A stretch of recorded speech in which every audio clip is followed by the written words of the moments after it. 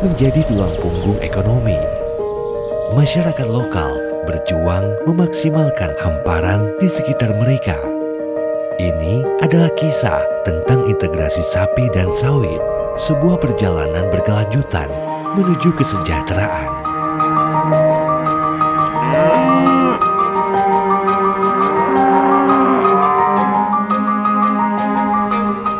Kalimantan Barat, salah satu penghasil sawit terbesar di Indonesia dengan luas lahan 2,1 juta hektar.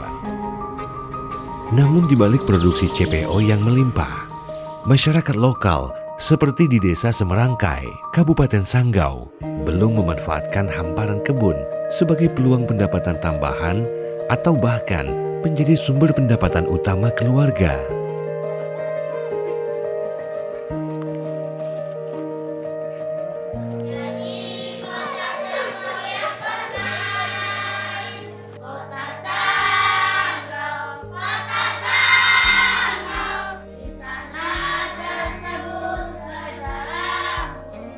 Anak-anak, siapa yang sudah besar ingin jadi anak sukses?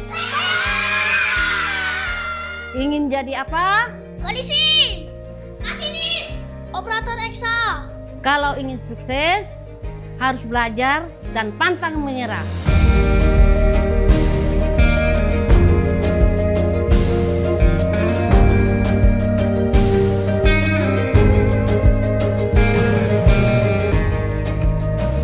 Kami kerja sehari-hari sebagai karyawan perusahaan PTP N13. Selain ini kami punya usaha kecil yaitu beternak sapi. Selepas kami dinas kerja di perusahaan, kami sore manfaatkan untuk mengangon sapi kita bersama mamanya, karena beliaulah yang selalu mendampingi kami beternak, mensupport. Nah, itu mamanya.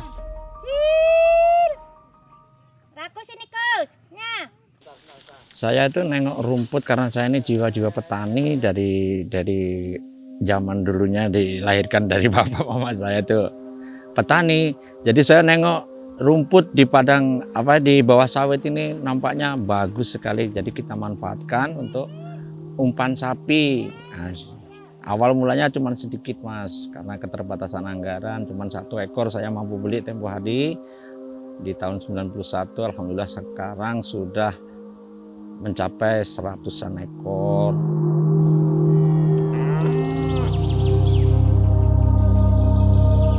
Di klaster Rimba Makmur, integrasi sapi sawit belum dimanfaatkan secara optimal.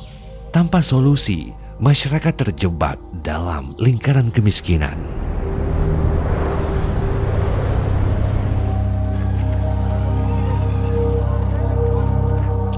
Kalau bicara tentang khusus lahan sawit, ya tentu kita langsung mengarah kepada sapi yang terintegrasi dengan lahan sawit. Ya.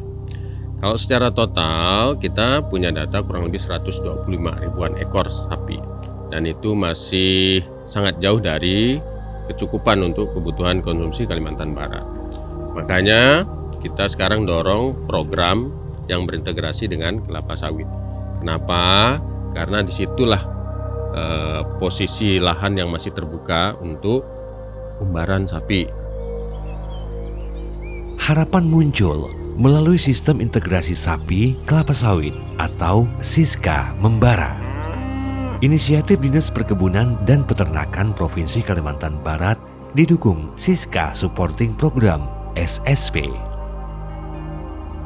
Sebelum ada program dari Disbunak terkait dengan SISKA ini, dulunya para peternak kami ini tidak termonitor. Artinya tidak monitor bahwa semua peternak itu memiliki lahan angonnya itu terpencar. Nah, karena kami waktu itu belum punya sistem Mas. Nah, sistem yang dinamakan ini electric fencing itu tadi. Jadi kami mengendalikan sapi segini banyak itu kan kewalahan tanpa adanya alat atau electric fencing ini. Ini aja ya? Iya. Tapi dengan adanya bantuan dari Disbunak melalui program SISKA ini secara terintegrasi. Jadi program ini betul-betul sangat mendukung kami. Kenapa?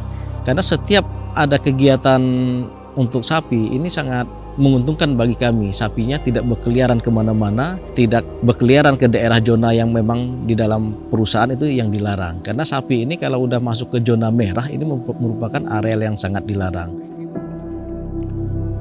Plus minusnya sebenarnya lebih menguntungkan kita berintegrasi di bawah sawit, Mas.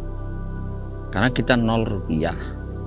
Kita cuman tinggal modal jaga saja supaya tidak kemakan tanaman yang terlarang. Itu contohnya tanaman kecil atau TU, kalau disebut di perusahaan TU, tanaman ulang.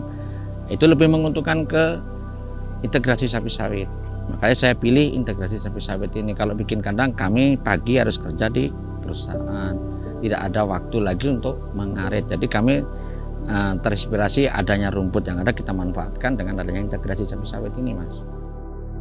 Hasil proyeksi klaster Rimba Makmur memulai penguatan kelembagaan pada tahun 2023 hingga 2024 menunjukkan pengelolaan 282 ekor yang terdiri dari 169 ekor induk, 27 pejantan, dan 86 ekor anak sapi.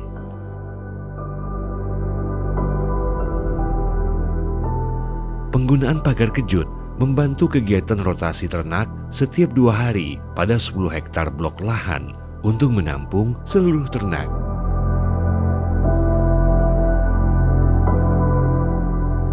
Manajemen rotasi membantu klaster Rimba Makmur memantau kondisi kesehatan ternak, mencegah inbreeding, dan seleksi koloni. Pada akhirnya, hubungan simbiosis mutualisme antara masyarakat peternak sapi dan perusahaan sawit telah melahirkan harmoni yang sempurna, saling menguntungkan, saling memperkuat. Ya, alhamdulillah, Mas, kami diberi penyuluhan dari Dinas Kabupaten, sosialisasi tentang cara merawat ternak untuk supaya tetap menjaga kesehatan ternak itu sendiri. Terus memberi arahan bahwasanya sapi itu perlu gizi atau perlu apa, itu beliau dari pihak pemerintah atau Disbunak itu selalu membantu obat-obatan. Nah, contoh obat cacing, vitamin, dan sebagainya. Pertama-tama kita harus menyusun regulasi dan kebijakan yang berpihak pada peternak lokal, serta mengawasi pelaksanaan program di lapangan agar tepat sasaran, serta mendorong integrasi sapi sawit termasuk pemanfaatan limbah sawit sebagai pakan. Dan yang kedua, memfasilitasi kemitraan dengan perusahaan sawit, koperasi, dan peternak lokal. Serta yang ketiga, membuka akses permodalan melalui dana pemerintah atau lembaga keuangan. Yang keempat, kami meminta kepada Dinas Peternakan untuk melakukan pendampingan atau penyuluhan atau tem teknis terhadap pelatihan rutin terkait masalah pakan, kesehatan ternak, agar hewan ternak bisa memenuhi standar bobot dan mencapai hasil yang terbaik. Dan yang terakhir, penguatan hilirisasi seperti rumah potong hewan untuk memasarkan daging-daging lokal.